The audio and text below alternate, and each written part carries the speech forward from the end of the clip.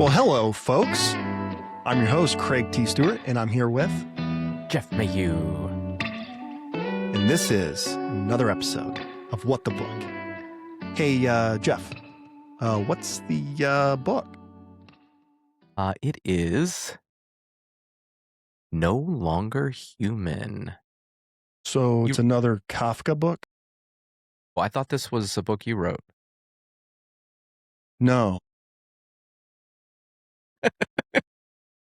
I have no idea how to write in this format. I'm not that good of a writer. I maybe I am, maybe I'm not. I don't know. But I don't know. I got a lot of Kafka from this book. I don't know. It kind of seemed to fit in with the last book that we read, The Catcher in the Rye, and that No book we idea read what you're last year, talking the about. Breakfast. Oh, you don't know what you don't know what I'm talking about? Oh, okay. Yeah, I have no recollection of this catcher or a rye. Maybe he's in a mental institution. Maybe not. I don't know. Maybe. You know what? I know who is in a mental institution. Because if the writer wanted to tell us something, he would have told us, right? That's fair. That's fair. But I don't remember what's in this book. It's been like a week since I read it. Maybe we should go through a synopsis. What do you think? Sounds good. All right. So, No Longer Human by Osamu Dazai is a haunting semi-autobiographical that is told through discovered notebooks of Yozo Oba. From childhood, Yozo feels alienated by society and other people, unable to understand others' emotions and motivations. He survives by adapting into a class clown, offering false cheerfulness and performing a role as human, rather than feeling like he is one. Breaking this performance terrifies him, as his emptiness would be exposed. In adulthood, Yozo's carefully constructed facade starts collapsing under the weight of addition, failed relationships, and deepening despair.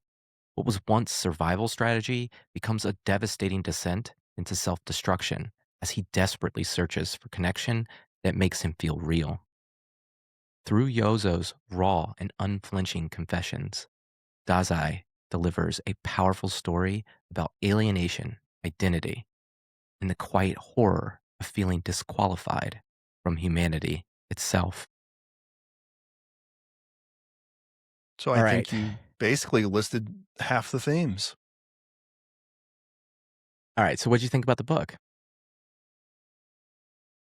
I think it was a book worth reading.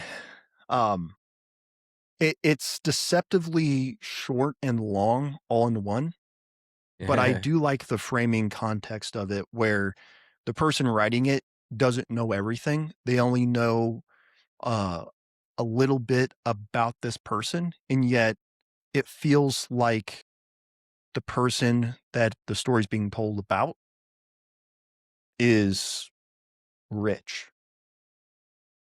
Yeah. Doesn't the person of the story being told about, doesn't his life sound eerily similar to a book we read last month?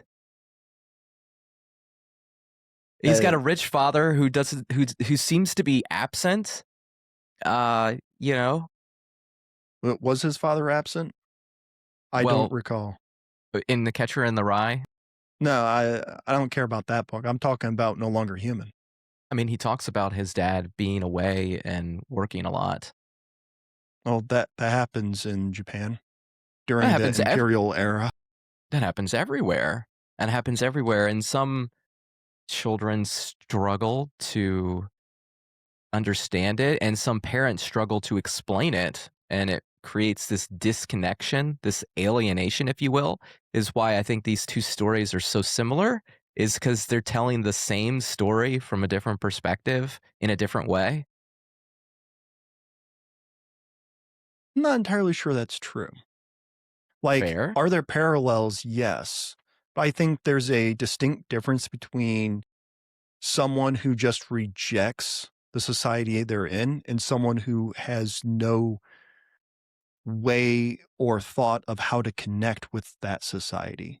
So like the Catcher in the Rye, what's his name? The main character. He just Holden Caulfield. yeah, Holden. He thinks everyone else is just wrong and he's right and society should work his way effectively. Yozo just completely is disconnected. There's no this is how it should be. In terms of how society should be structured. There's just, I don't know how to fit in. I don't know how to do this thing. I don't even know what it means to be human. Holden never gets that far.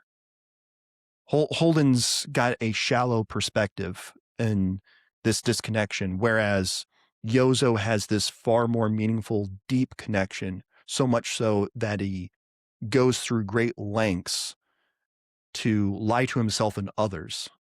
Holden doesn't do that. I Holden's just mean, upfront and Holden honest about what he thinks. I mean, Holden is lying to himself in a lot of ways with his bravado, the Sure. way he handles himself. I mean, But I Yozo think doesn't lie to himself. He performs, but he's performing. He's performing because he thinks he's supposed to perform or to fit in. He doesn't understand what he's really doing. Like he says all the time, he doesn't know what it is to be human. yeah. Yet all we know about him comes from 3 notebooks and a picture. And he's brutally honest in that sense.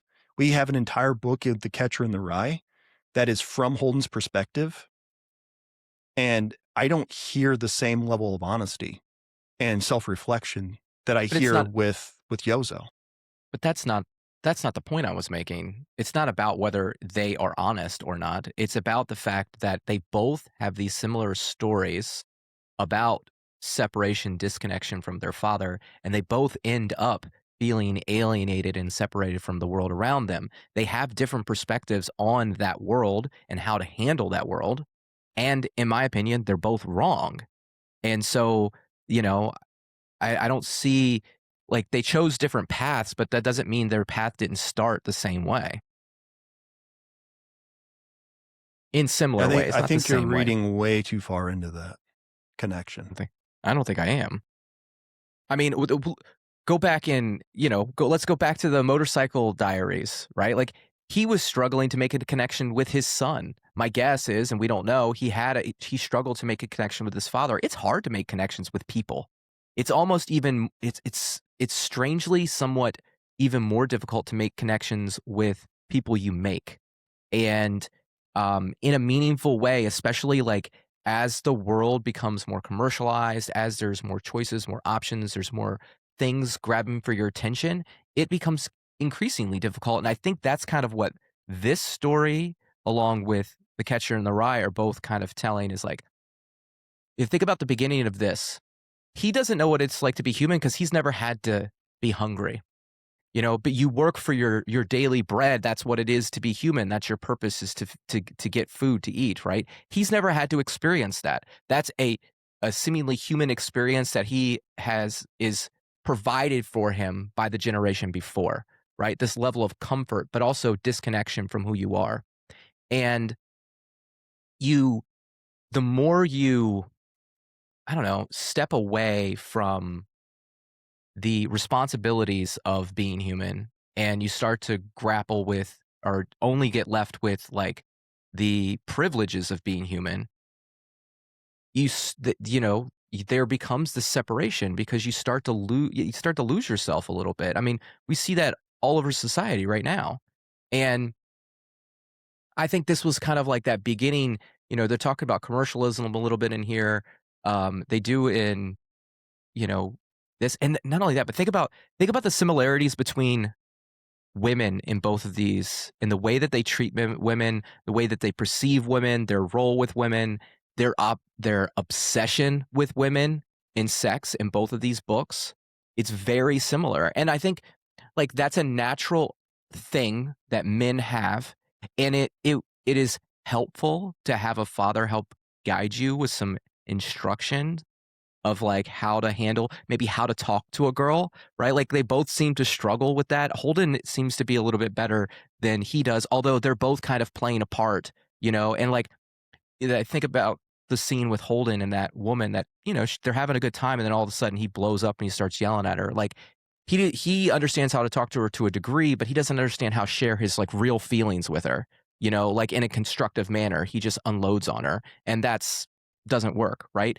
Having some guidance there would have been really nice for Holden. And same with those, Yozo. what's his name? Yozo, you know, he clearly, like, is like he says, he's playing this part, trying to fit in, and he is obsessed with women. As uh, he gets late in Well, life, he's drawing the what pictures and everything. women are the fire to our ice or the ice to our fire. Right. Like Antonyms. the opposites attract and so on. Like there's countless poems. I've written quite a few about that topic. Um, Now I forgot what I was going to say. It was going to be interesting. I was going to flip it on you a little bit.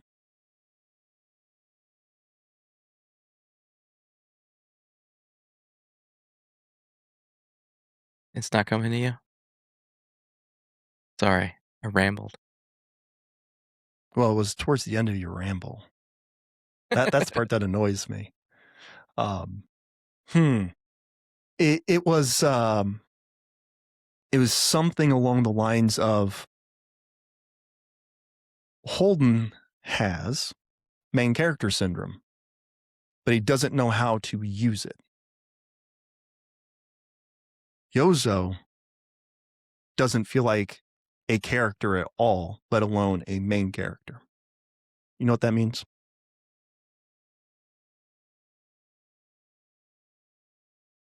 Please inform me. So, main character syndrome, or um, there's another word for it, but main character syndrome, it comes up with like video games, right? Where I am playing the main character, I can do no wrong, I can do whatever I want, or I'm the only person that matters, right? This is like a narcissistic trait in a way when you apply it to real life. Whereas there's some people who just don't feel like they are a playable character. They're more like an NPC. They're not the main character. In this case, I think Yozo would come across as they're not even sure they are a character, that they actually exist. They're just present in some weird sense, which I know contradicts what I just said, but like there's a complete disconnect from the game of life or what life is, whereas Holden is connected. And I think that's where that parallel that you were describing comes to an end. And that's where I like this book better. It's where I think this book actually has takeaways, whereas The Catcher in the Rye is just some annoying kid. All right. So, I mean, I think like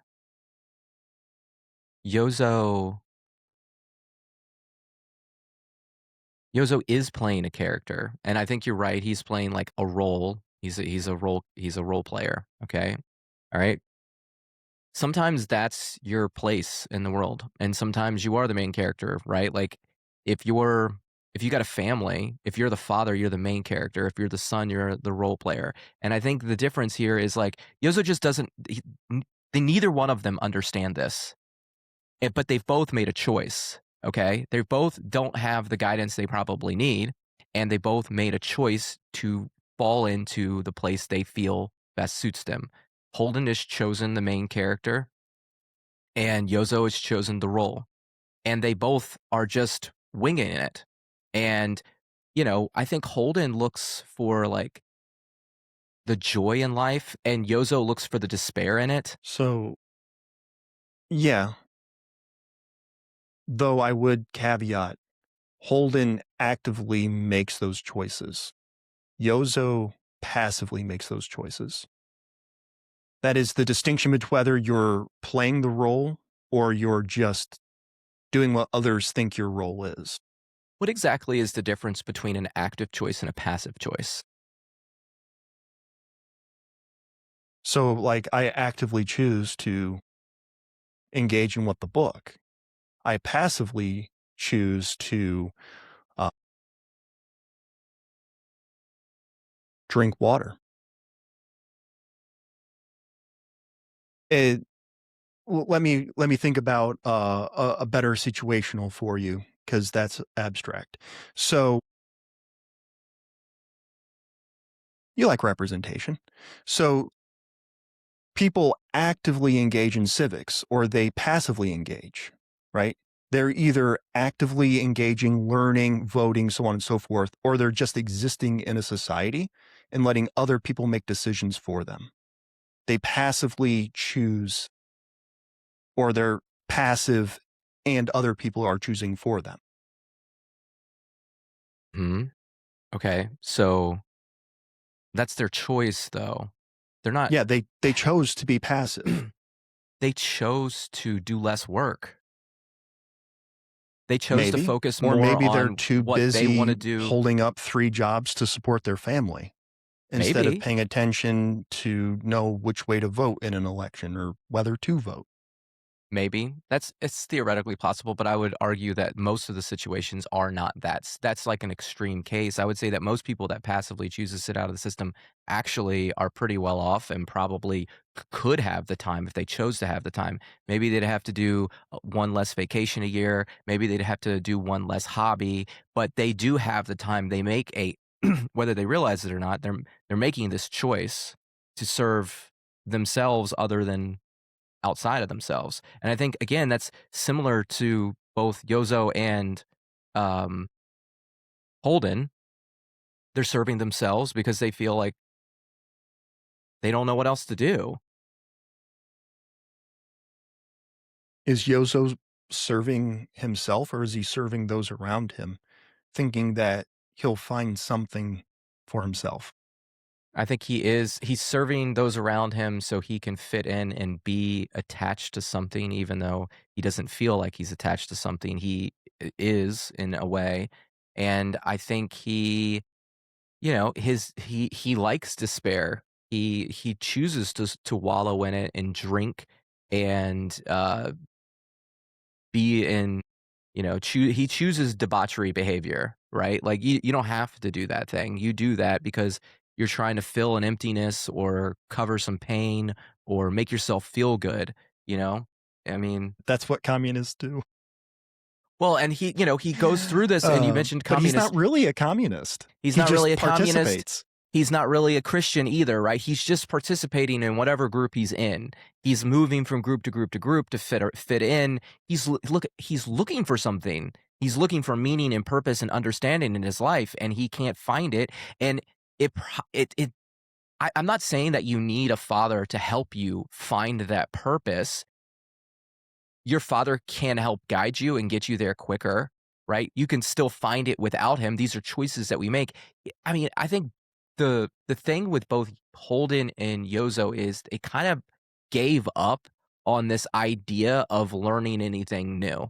They kind of decided they knew what they were like, even though he talks about not really knowing and whatnot. He makes a choice at an early age, and then he performs that role. He never reconsiders that role. When he goes from group to group to group, he doesn't actually consider the ideas of those groups like Christianity or communism. He's just doing it to fit in and moving on to the next thing. He's not reflecting. There's no self-reflection for him. Mhm. So, before we get to the questions, Bean, We're going to all right, Orson all Scott right. Card, All right, all right. Bean, All right, what do we got with Bean? Julian Delficki 2.0. I think that's what his actual name was. But Bean, he didn't have a father. What makes him different than Holden and Yozo in that regard? So Bean chooses to learn from somebody else.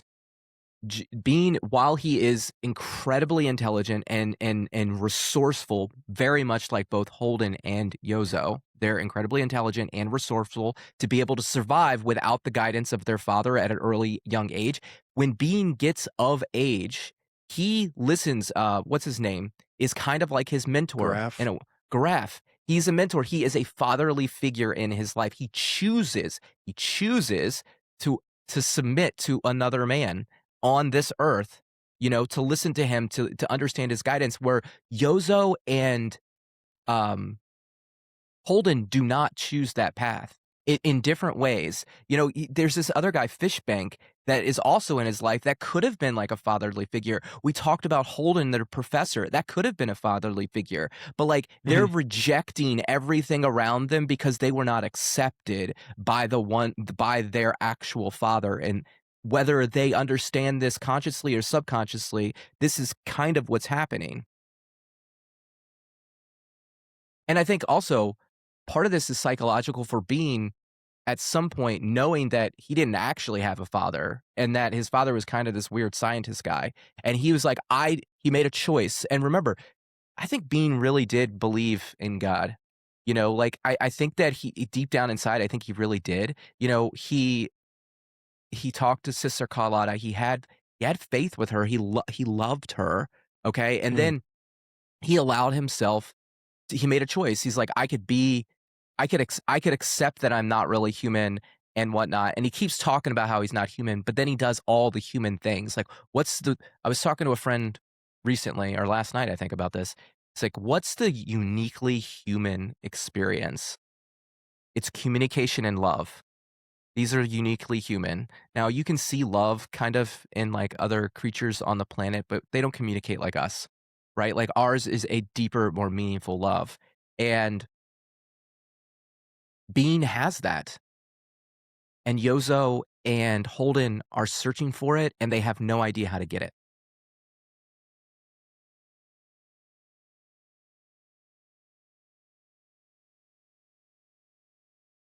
I like it. Didn't expect that curveball, did you? I did not. Hey, anytime you could bring up something from Ender's World, I'm good, man. I'm good. All All right.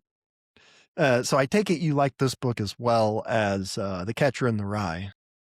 Yeah, I think this book is just I think why you like it is because of how uniquely framed everything is.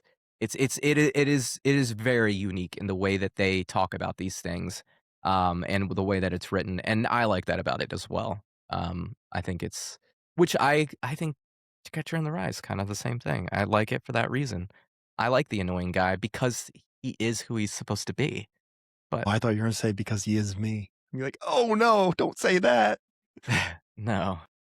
I mean, Uh, look, man, there were parts of me when I was a kid that acted like Holden, right? Like, Absolutely. I Yeah. think that, and that's kind of, I think why that book is so popular is because so many people connected with that character. You know, so many, especially, what was the year that that book was written? It was in the 50s, if I recall. Right? Think of how many kids grew up without their father after World War II. Or their father came home and just wasn't the same man that he was when he left, or was struggling to make ends meet because he was injured or whatever, you know? 51. Actually, on July 16th, 1951. 2 days from when we're recording. Hmm. Maybe we Alright, should let's get have done that book second so we could do it on the anniversary. All right. Yeah. You want to go first or shall I? um, 3 photos and notebooks is all the narrator has to go off. How does this framing device affect the way we read the story, and what does it suggest about how we try to understand other people's inner life when we don't have all the details? I think it's 1 photo and 3 notebooks. Whoever Is wrote that that should be smacked. Um, yeah, so we talked about it a little bit. I think the framing device used where the narrator only has a super limited amount to go off of um, actually enhances the story in a way. And it does so because the inner narrator, for the lack of the correct word, within the frame device, Yozo, is explicitly honest in what he's writing about. And it's actually an interesting parallel to my life because I started writing letters, like old fashioned letters, and I'm not holding back. I'm just like, this is exactly the thought. I'm not trying to rephrase it or anything because I'm writing it out with hand. which means there's more intentionality. There's more deliberate word choice as I write because I'm not taking back. Um, and I think Yozo did that with these notebooks because the notebooks were his way of understanding what he was going through, even as he was going through it. And the narrator who is writing this, is it autobiographical? What would it biographical? Yeah. And I think that just helps. But what was the second part? Um, how do we So suggest about understanding other people's inner lives? Because these are essentially journals, right? It helps understand the frame of mind that someone's in. Because, like I just said, like I'm writing letters. I don't speak like that outside the letters very often, and when I do, I choose different words or I rephrase things after I think them through. That there's a um, proofreading that happens. And we see this with Yozo explicitly where there's that performance. This is what he feels, but this is what he does. And getting those notebooks shows both sides because he sees that he's performing, he knows that he's doing it, and we're also getting those inner thoughts. We don't get that very often with other people. Like, I can't think of any politician that is actively in politics that you can get that inner life comprehension. It comes afterwards, if you get it at all. I rambled. yeah, I think you're right to some degree. I think as far as like with the writing, I think sometimes I write on paper just so I can get everything out because I can write faster than I can type. And sometimes I feel like when I type, I edit myself too much, and I just want to know. I want to be able to get what I got out. Like I want to actually like what's the real thing that I'm feeling, right? So like especially like when it comes to poetry, like it's just like write, don't edit, write. And sometimes before I publish, I'll go back and edit if I'm, want to publish it. Otherwise, I just let it sit. Like that's my real feeling. When I Mhm. come back to that in 3 years, I'm going to know what I actually really felt. And I think there's always an element that somebody's lying to you, right? So like when the question here is like, what does this really tell us about perceiving somebody's inner life? Is like you never really know, but you do know what they tell you. Okay. You And know, go ahead. they chose to tell you that in one way or another, whether they consciously or subconsciously did this, And so I think Yozo is a more edited life than Holden is, right? And so like in a way, Holden's a little bit more honest than Yozo. You brought that up, the honesty thing before, but they're both lying to us, and we know that. Yozo tells us that he's lying. He talks about how he has this tendency to actually embellish truths. He Mhm. doesn't even understand why it is, and again, like this deep seated insecurity of a boy who doesn't have his father. Like how like much of a what's the right word?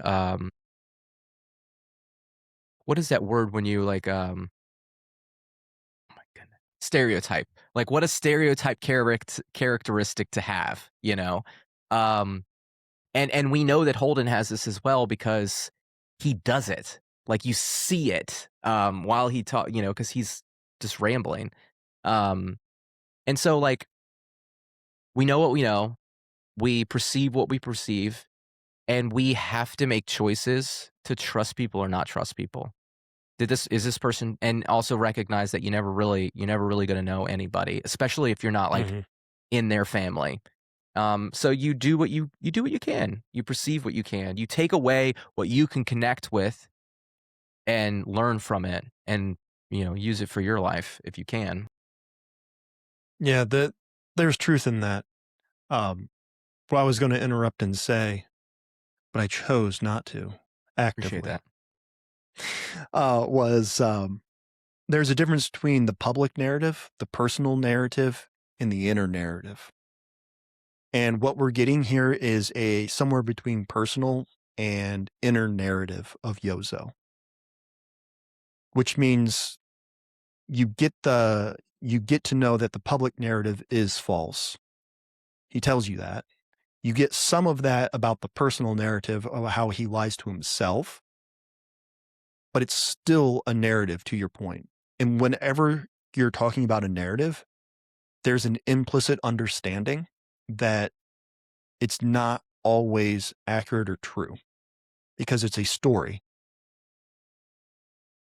With Holden, you get that one singular narrative. That's the personal narrative.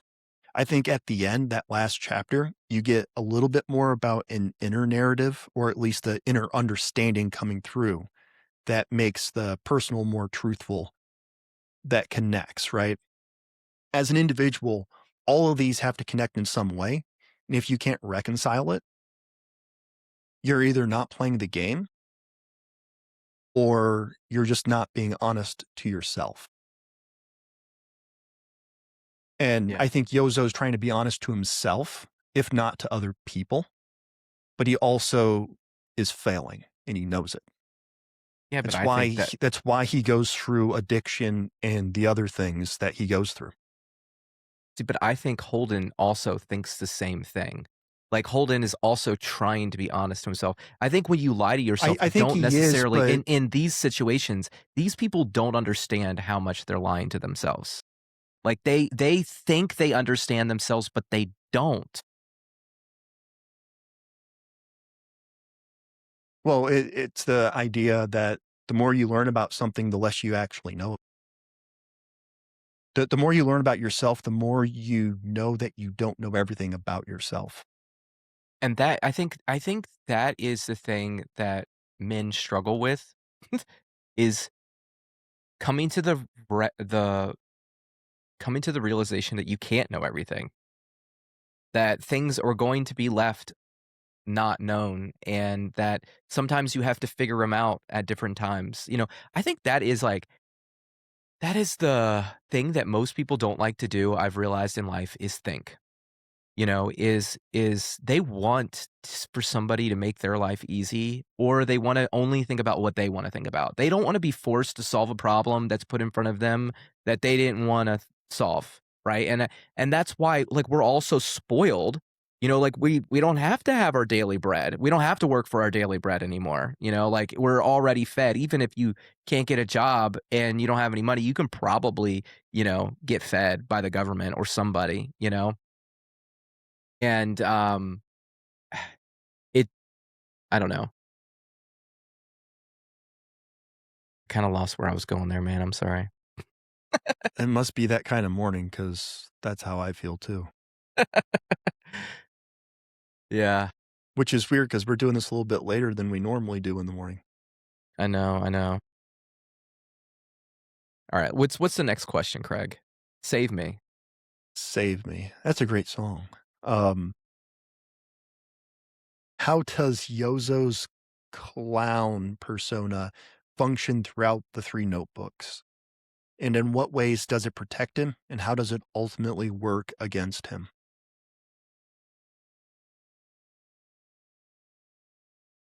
I mean, it protects him. It it gives him a role to play.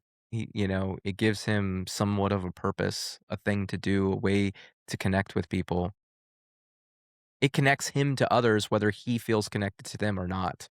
And then when he is discovered to be this thing that he is pretending to be, he's ashamed of it, um, and he's fearful of, I don't know, people seeing the real him, which, Fair th enough. but this idea that you're pretending to be a clown and you're only doing it for this, like, he wanted to be that thing. Like, he says he doesn't wanna be this thing, but this is the choice that he made. Like, he could have made another choice. Like, I think all of these his whole despair is just such a is an utter lack of understanding of the world. Is like, you have other choices to make. You wallow in the fact that you've made bad ones, but you can change them at any time. You don't have to continue to be the clown. It was what you chose when you were a kid, but now you're an adult. You can be something different.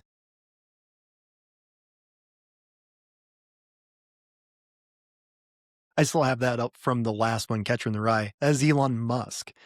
And it's funny that I didn't even think about that relationship, but like, what's the difference between Yozo and Elon?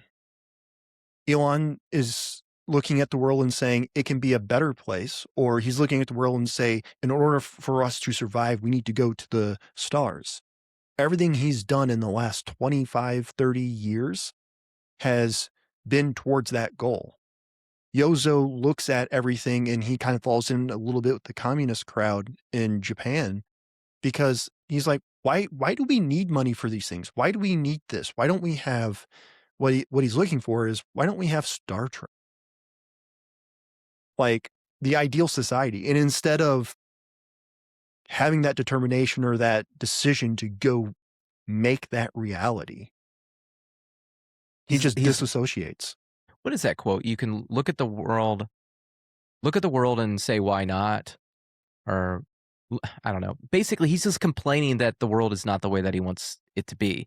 And Elon, instead of complaining, is going and saying, I can do something about this. I have agency. I can make different choices. Yozo has completely given up on making choices. Because he doesn't feel like he's the main character, or maybe you're right. Maybe he actively chose not to be that main character. Or maybe he just doesn't feel confident to make choices. He doesn't know what to do. He's deeply insecure. It's obvious. No, He said Yozo. okay. Okay. That makes me feel better. Um, All right. Does the structure of the three notebooks mirror Yozo's psychological decline? What changes did you notice from the beginning to the end of the book? yes.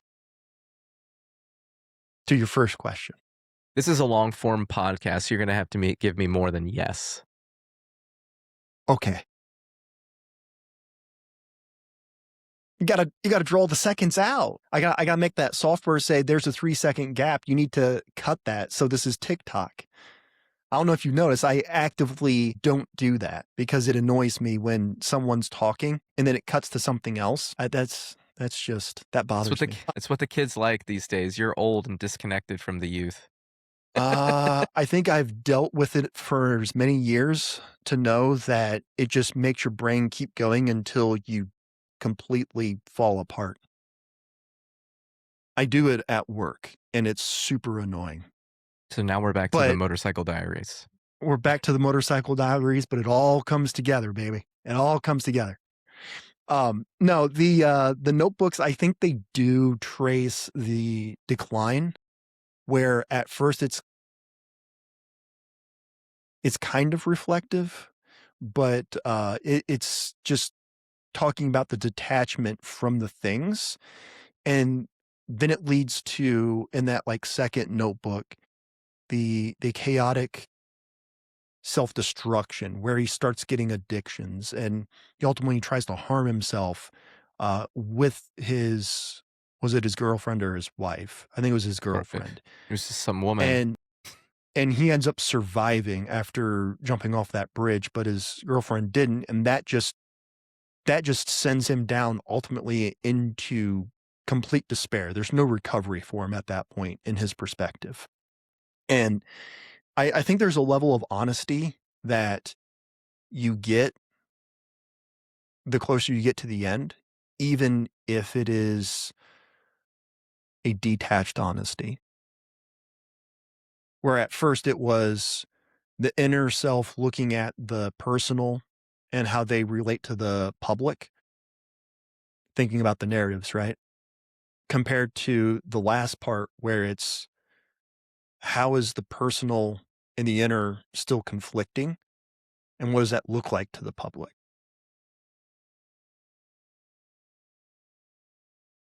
That's how I see it.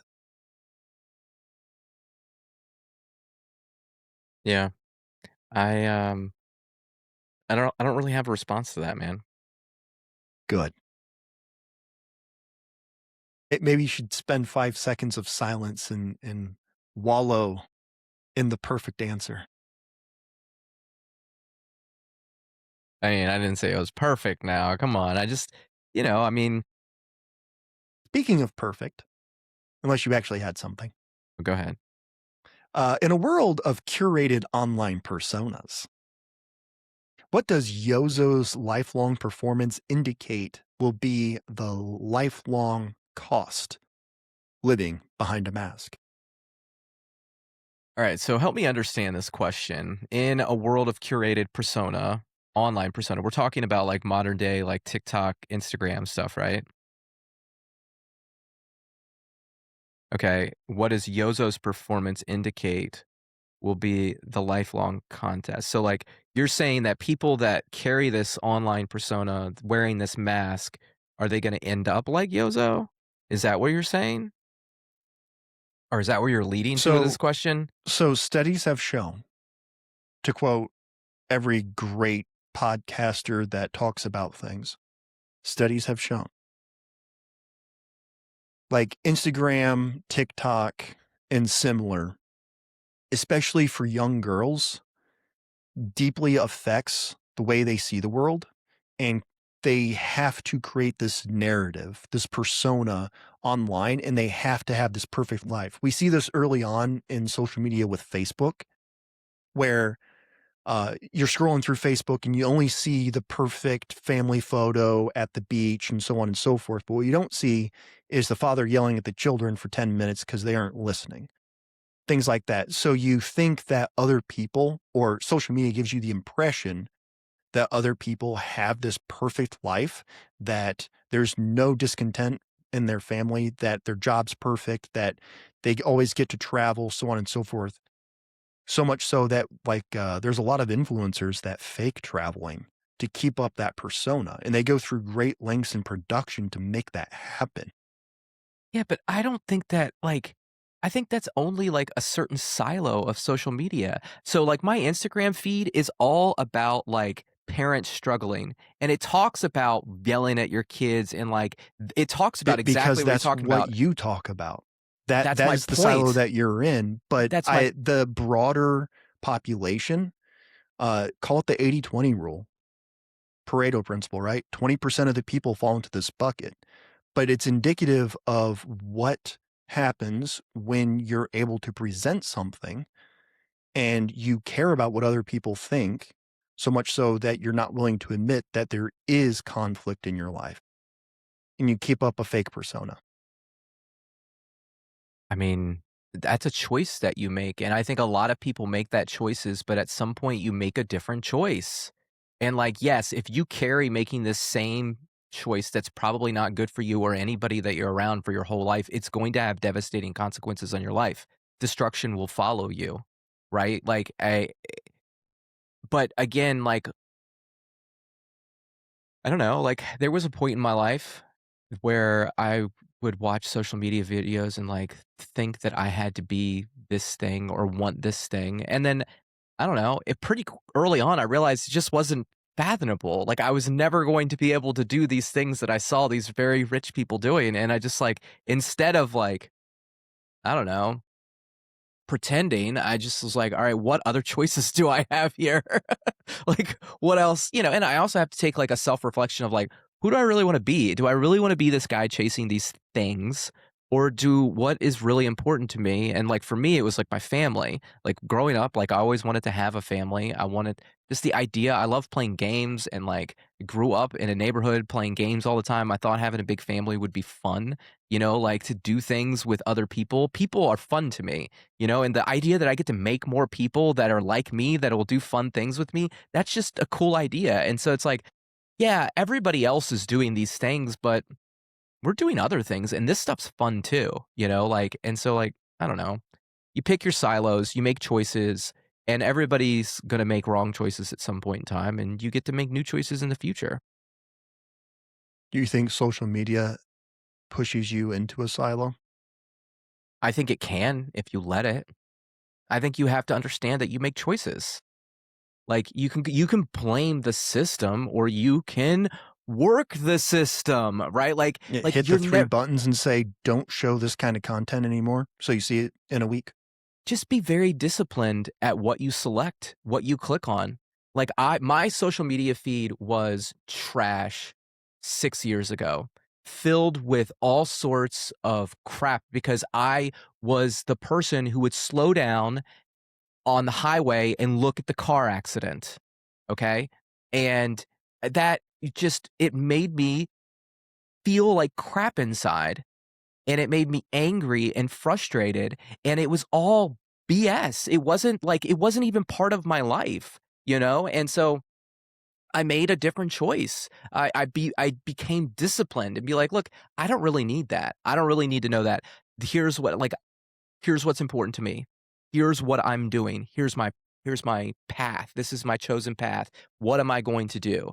I'm going to be better. I'm not going to devolve. I'm not going to click on the sinful social media videos. I'm not going to follow that path anymore. I'm going to follow a different path." And the algorithms work so it stays out if you are disciplined in your clicking. I mean, it doesn't, it doesn't. The auto move from one to another can get you. I see. I never watched anything. I never even do that part of the auto videos. I'm never even on that part on my social media. That's a choice that you can make. Like, you don't have to go there. That's why I, unlike X, I go to what I'm following because I get so much less of that. The main feed is all that because every once in a while it's like, okay, there's something useful to watch. And then you forget that it's playing after 30 seconds and you set your phone down and you're doing dishes and then it goes to the next and it's like entertaining, entertaining. And it's that endless feed. It's why I disabled it on YouTube where I can. I use the Brave browser and it doesn't show any YouTube shorts. No way to sink into that hole. I have to watch 10-minute videos if I want to sink into that hole. Um, Now, I was trying to find where there's something that you made me think about from the book. It was kind of a standout line. Um,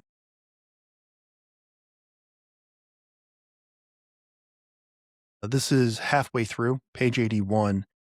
The weak fear happiness itself. They can harm themselves on cotton wool. Sometimes they are wounded even by happiness. I was impatient to leave her while things still stood the same before I got wounded, and I spread my usual smokescreen of the farce. It's that the weak fear happiness. They can harm themselves on cotton wool. So, like, to your point, it is a choice, especially with social media, whether you choose to have that performative, perfect presence that you display to other people, or whether you allow it to engage you to the point of just complete succumbing to the feed and whatever it silos you into. And why is that? Because you're likely chasing something and you think it's happiness, you think it's fulfilling, but it's not. It's not fulfilling. And you actually end up fearing what truly purposeful content is, or purposeful or meaningful content is, in a way. Yeah, and I mean, there are a lot of social media people, like you mentioned already, that they're not making meaningful, purposeful content. They're making content for profit. They're trying to make a quick buck, right? They're trying to get some quick attention. They don't really care what it does to you, you know. But there are people out there that make content that want they have been improved for some reason by whatever content they're going to share, and they want to share it with people because it'll help them improve their lives too, right? So like it's double, you know, not everything is as easy to decipher between good and bad. You know, you like, can't throw all of like the social media creators and say, hey, you're all these bad things. It's like in any situation where there is power, and when you're an influence, you have power, you're influencing people, that's power. There are people who will corrupt that power for their own personal gains. And like this is a fact of life that we know. And like we just have to continue to apply it to new things that are created in our lives instead of being surprised or or trying to be like this thing is bad, let's throw it away. You know, like it happens on both sides. Like look at AI and then compare them to the steamboats, okay? Like there's a group of people with AI that want to just build data centers everywhere. They want to just give in to the AI overlords. And then there's other people on the opposite end of the spectrum that want to stop all technology growth going forward. It's like stop building data centers, stop using AI, write, laws restricting it. And it's like, well, steamboats were ridiculously dangerous when they were first made. People Mhm. died because, people would cut corners and they would overload the boat, so even more people died. It was people that were less well off, the cheaper tickets. They'd put them right next to the boilers. Anytime there is power, that power can be corrupted. And so, like, you look at AI and you go, okay, somewhere in the middle, right? Some basic like rules to You protect just need people. some basic regulation to keep it's like with oil fields Right. or mining. You just need basic protections and regulation. The thing Right. itself isn't the problem. It's how you go about the thing.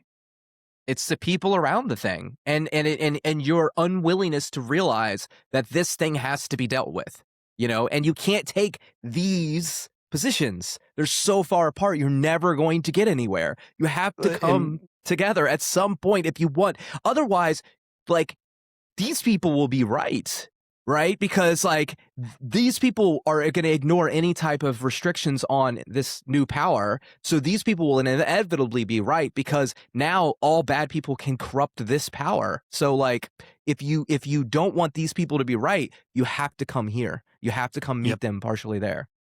And if you go in either direction, like I'm trying to think of an example in the opposite, maybe you'll know. Um, Look at nuclear power. We were so concerned and we wanted so much regulation to protect people and the safety therein that technology improved to the point where we have now. Most of these regulations are a hindrance. They're not actually helping anymore. But we've effectively killed nuclear power in America for 20, 30 years. Like, how long has it been? I want to say it was like most of this century, if not the last 30, 40 years. No new proposals for a new reactor in America came through to the Nuclear Regulation Committee or associate, whatever it's called. I forget off the top of my head.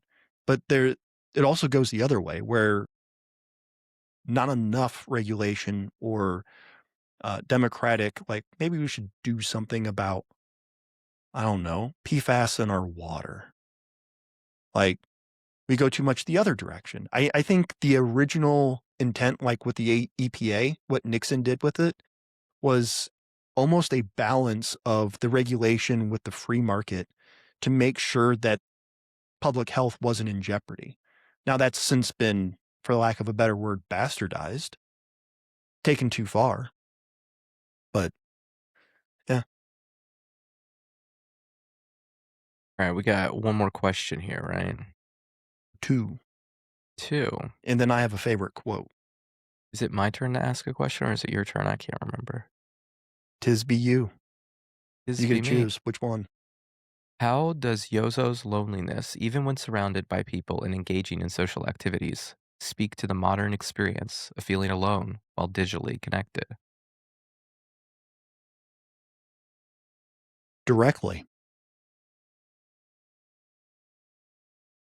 We're on a podcast. That's right. Um, I think COVID taught us a lot.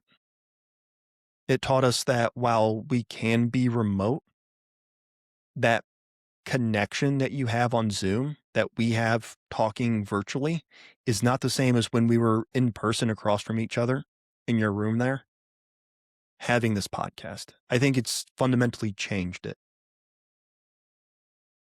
And that is precisely what Yozo feels.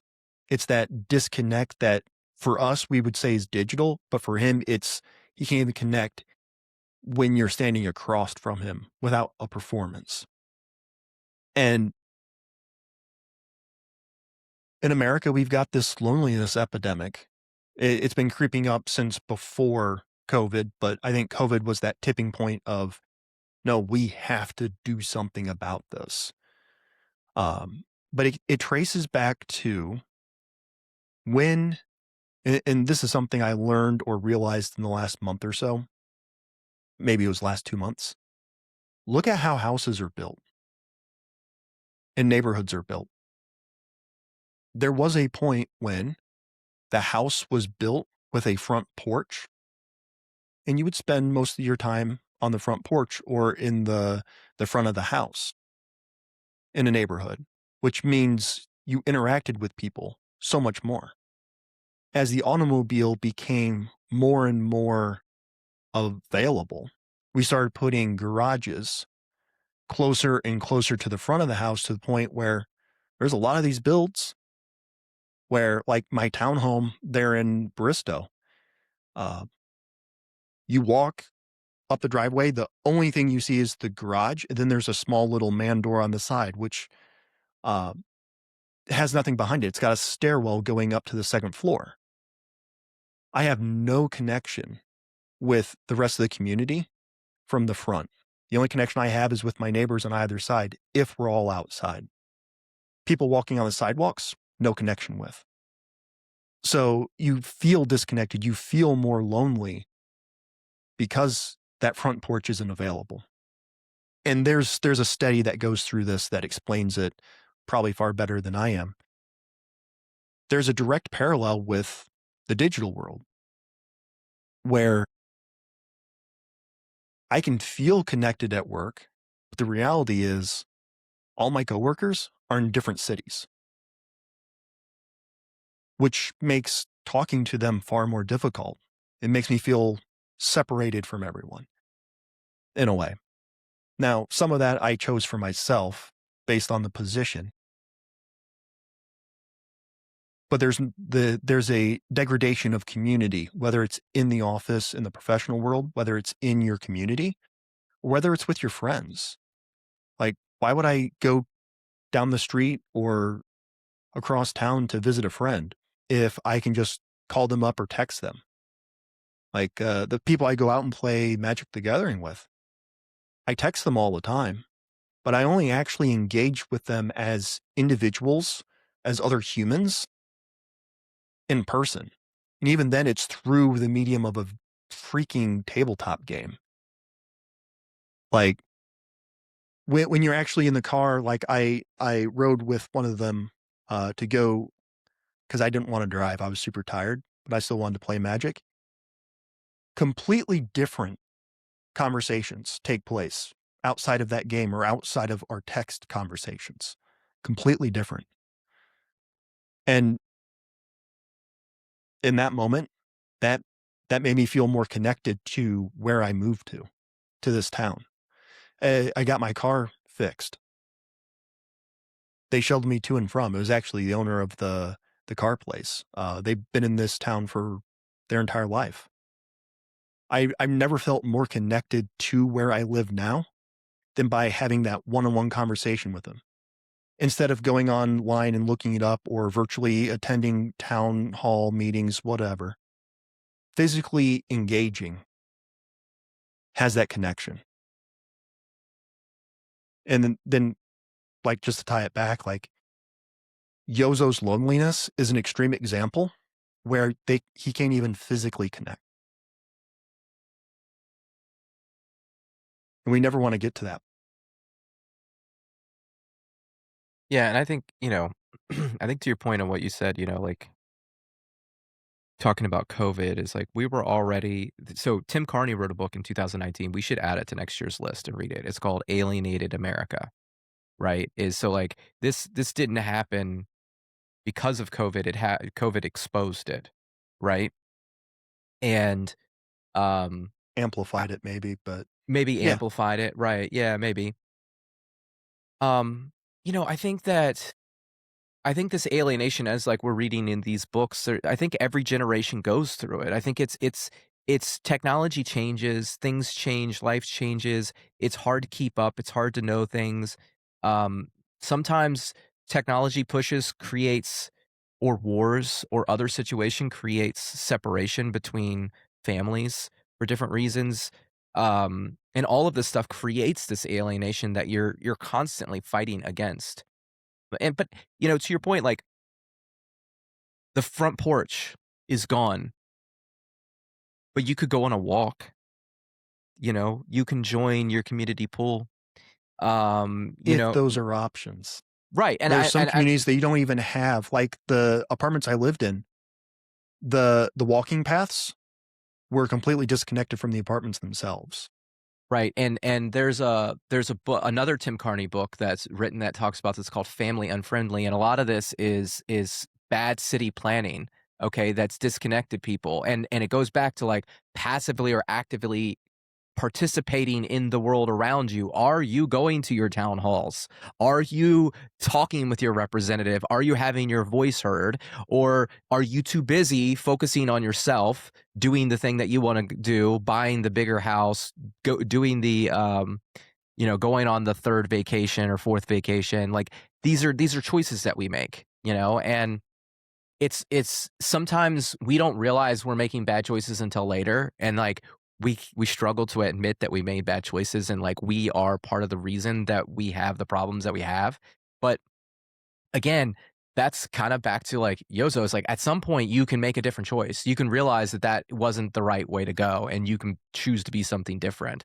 Um, but, I mean, I agree with your overall point, like, this alienation is something that I think everyone struggles with because the world around you is constantly pulling you in different Yeah. directions. And we've built modern society to keep that separation. Whereas 100 years ago, we didn't build it that way. I You see. could still not wanna participate, you could still pull away from it, but the infrastructure was built in such a way that you had that opportunity. You just actively chose not to. Uh, when people are like when I lived in Virginia, I couldn't afford a front porch house. So, I had an active decision if I wanted to own property to do the thing that passively pulled me away from the community. Of course, I counteracted that by going to, certain events and meeting certain people named Jeff Mayhew. And so, like, but that really, like, you made a choice. You chose not to fall into the system and let it control you and be alienated from the world. You chose to go out and be part of the world. Um, I don't know. I think Yozo could have made a different choice. Yep. So, in today's achievement-oriented society, individualistic culture, what unspoken criteria do we all use to decide who belongs and who doesn't? What happens to those who fall short? Look, man, I think this is a silo question. That's not the silo I live in. My definition of success and the people that surround me's definition of success has nothing to do with individualistic success, achievements at work. None of that. All of those things go to feed the thing that really makes us successful, which is having strong bonds with our family, growing and helping others grow and become strong, happy, and free people. And, I understand that a lot of people live in that other silo, but that's not the silo I live in. And it's a choice that we make, and I don't know. I think that to each their own. I think, like, we talked about Elon Musk. His measure of success is kind of individualistic in a way. Like there's an ego to the guy, but his success doesn't hurt me. Like, and I'm not mad at him It for actually his helps thing. you. Exactly. His success can make my life easier, or protect it, if we're talking about, like, possible extinction level threats in the future, like, this idea of, like, colonizing Mars is not a terrible idea. I'm not against these things even though I live a small, quiet life, and would prefer to be sheltered away from the Elon Musks of the world and the arguments that they protrude into, but I also choose to be actively engaged in that world around me as well. Like, it's a very hard and delicate balance because you can lose yourself if you participate in that world. It could be about beating the other guy or winning and all that stuff, but you have to really understand yourself and what's important to you in order to protect your silo. Like, I think mine's the best silo. We should make my silo bigger, and people should join me in that silo. But, like, if they don't want to, like, I'm not gonna force them.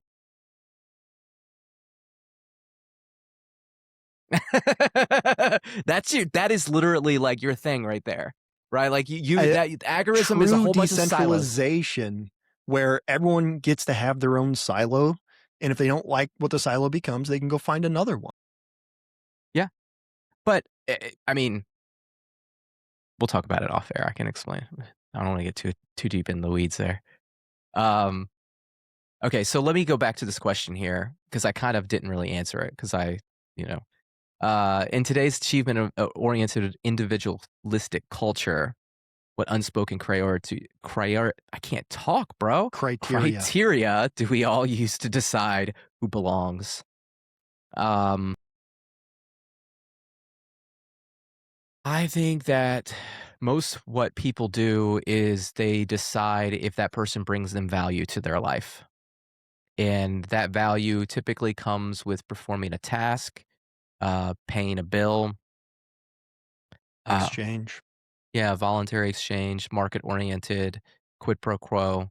I think that's how most people operate. Again, that's not the silo I operate in. I prefer the value what I seek for, value is, being able to, trust somebody, to have deep and meaningful conversations with them, to understand them, help them go through what they're going through, have them help me go through what I'm going through, understanding that we, you know, don't really know everything, but together we know more than we did alone, you know?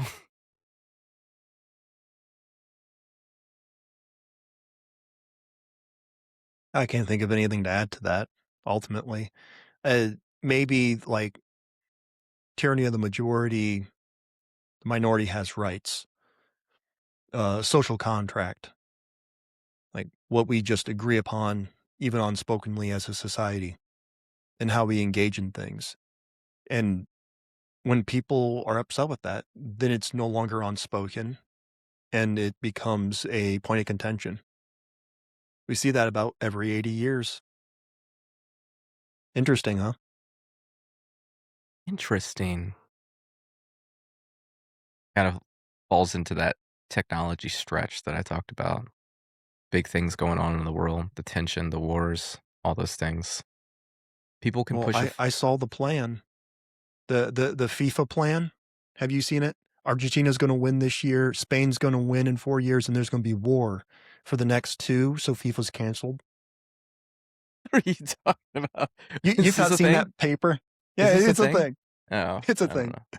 know. It's like the Middle East, okay, which war are we gonna have next? And there's a list. Yeah, standout lines. Do you have anything that comes to mind? I did. Uh, I have one well just well, for you you. boy, I Yeah. wonder if it's the same as mine. Well, I will say mine first. dang. All right, go ahead. Crime and Punishment, Dostoevsky. These words grazed over a corner of my mind, startling me. Just supposing Dostoevsky ranged crime and punishment side by side, not as synonyms, but as antonyms. Crime and punishment. Absolutely incompatible ideas, irreconcilable as oil and water. I'll stop. All right. Most men concern themselves, all fear and trembling, only with appearances, and we're stingy to boot. That was just for you. I flagged that. I was like, that's for Fear and Craig. Trembling's a great book. So is Crime and Punishment. So I do have a good one here. Hold on.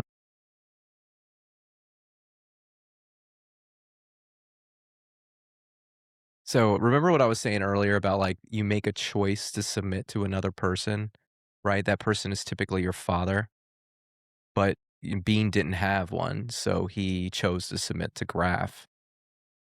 Society. I felt as though even I were beginning at last to acquire some vague notion of what it meant. It is the struggle between one individual and another, a then and there struggle in which the immediate triumph is everything. Human beings never submit to human beings. Even slaves practice their mean retaliations. Human beings cannot conceive of any means of survival except in terms of a single then and there contest. I think this talks like what we were just talking about with a choice that you make of who you're going to be and what you're going to be. But it's also fundamentally not true. Humans submit to other humans all the time willingly. Okay? And it is that like when you make a bond, when you get married, it's a covenant with God, okay? You're choosing not Hmm. to you're choosing to submit part of yourself to another person, and that person is choosing to submit part of themselves to you. And you're tied in as one, and you create more, and those people will submit themselves to you if you submit that yourself to them because you're their caretaker. And so like, I don't know. I thought it was a good line. I don't necessarily agree with it, obviously, but I thought it was a good line. Well, it ties into this line here towards the end, and I think you were towards the end of the book as well. Um, and it's a repeating motif in this last notebook. God, I ask you, is truthfulness a sin? And then on the next page, is immaculate truthfulness, after all, a source of sin? And you can keep going. The next page, is immaculate truthfulness a sin? It's a repeating motif. And it kind of ties into what you were just saying a little bit there. Like, why is it so hard to be truthful? And he kind of inverts that. It's like he thinks being true, being honest, is a sin itself, not the other way around, Hmm. which also kind of ties into the one of the first things I highlighted, I think. Um, this is one of my other favorite quotes. Irrationality. I found the thought faintly pleasurable, or rather, I felt at ease with it. What frightened me was the logic of the world. In it lay the foretaste of something incalculably powerful. Its mechanism was incomprehensible, and I could not possibly remain closeted in that windowless, bone chilling room.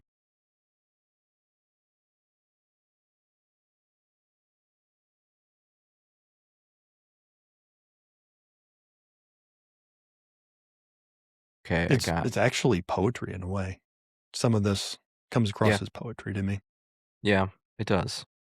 I mean, I think anytime you're writing in a raw, unfiltered fashion, or you're trying to write in a raw, unfiltered fashion, that's your poetry. Poetry doesn't have any rules. It's not prose. It can be whatever you want. I know there are rules, but No, there's only one rule. It has to be centered. all right, I got a good one here. Um, so a book we haven't read, but by an author we did read a book for, Kurt Vonnegut. He has the Slaughterhouse Five. Funny you say Slaughterhouse 5. I may or may not have read that book this year, like a month ago. This quote actually goes to that. Everything passes.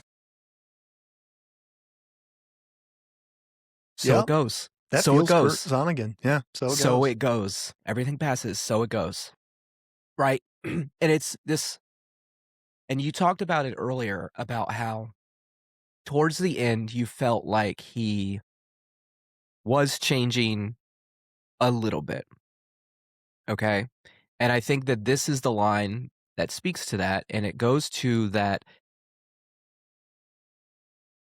realization that that you don't know everything, that it's okay not to know everything, and that your job is to keep trying to learn new things and to grow, is coming to the realization that everything passes. It's like we talk about in the church all the time is season. This season. You know, Craig, a couple of years ago, we had a season where we saw each other a lot. Okay. And that season passed, and it kind of hurts a little bit sometimes, but you can either choose to be happy that you had that season, or you can wallow in the despair that you didn't have it. See, the thing with Yozo is he chose from early on to live in the same season and never accept any change. He didn't have the relationship with his father early on, and I told this to my son, who's my stepson. He was struggling with his biological dad. He lives out of state. Their relationship is mostly a phone call. They're disconnected. He goes to visit every once in a while, and he told me at some point, he said, "Dad, I don't want to talk to him. I don't want to see him. I don't want to ever speak to him again." And I said, "I understand that things are difficult right now in this season, but you don't know what the future holds for either of you. You could end up going to college in Pennsylvania. You could end up Mhm. getting to know him on a different level, and he becoming a really important part of your life and doing something great for you. Why decide to be stagnant and never grow or never accept that anybody else could grow?" Right? Like, we're all living in seasons. Everything passes, so it goes. That's maturity. Like, ultimately, both Holden and Yozo lack maturity. And the way that I helped my son see that early on, what if I wasn't there? What if I wasn't there to give that simple piece of advice? Guess what? My son's going to visit him next month, right? Like, he's going to see him. I think it's important. I could be, I could be, I could go to the human instinct or this or that. You have to choose one of us, right? And I could be bitter and angry about that, or I could choose to recognize that there is value there and that everybody has value and those relationships matter. And it's better to give in to understanding that than it is to try to control everything around you and get it the way that you want. So I think you are right in a way. And I think the way going back to the parallel between this and Catcher in the Rye, this is very similar to the way the book ends for, like you said, you saw a little bit at the end, Holden having some sort of change, having some sort of realization, and Yozo having the same, very small. They're both in a mental institution apparently. So, like, but, you know, good line. Kurt Vonnegut, Yozo, or I don't know. I guess before we finish this, do you think that the story is true of how this is written?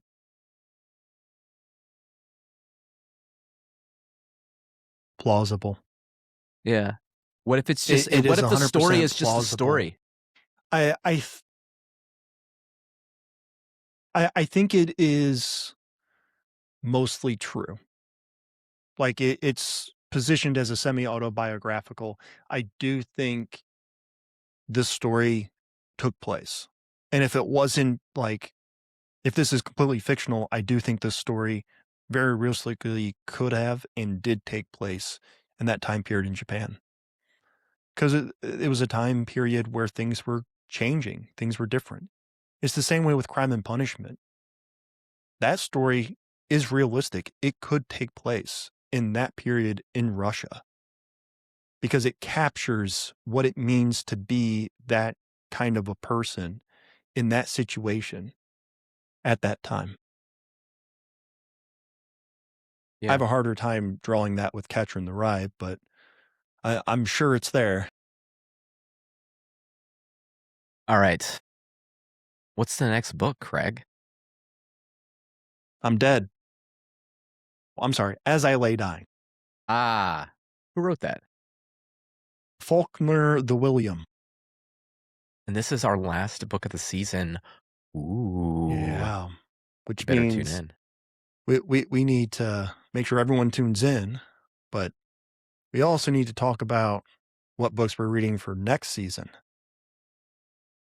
Ooh, I already mentioned one.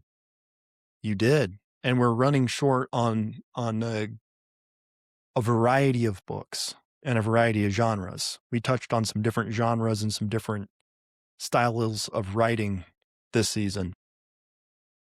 So we're going to need some more. So call to action. Folks listening, send us your book requests.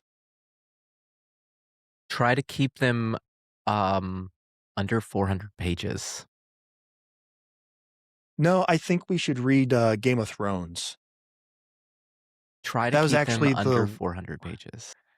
It's only 968 pages, Jeff. It's okay. I binged it on the way to Nashville and to Georgia and back. It's not that hard, although I think it's a terribly written book, and everyone can quote me on that. I'm sorry, heard it's other not people terribly say that. written. It's a terrible story. The plot's fine. It's written well enough, but I'm not sure if I actually want to read the rest of the books. It's a waste of my time. I'd Then rather why are read you- Catcher in the Rye. Why are you asking us to read it then?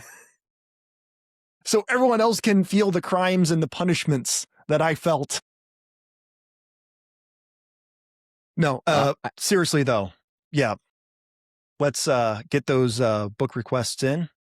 As Jeff requested, under 400 pages. If you feel strongly about over 400 pages, I don't know. Maybe I'll do a webisode about it. There's going to be a period of time where Jeff is preoccupied this year, so may have a longer break between season 4. We haven't talked about it yet, but I don't know. Future's wide open. Send us your requests.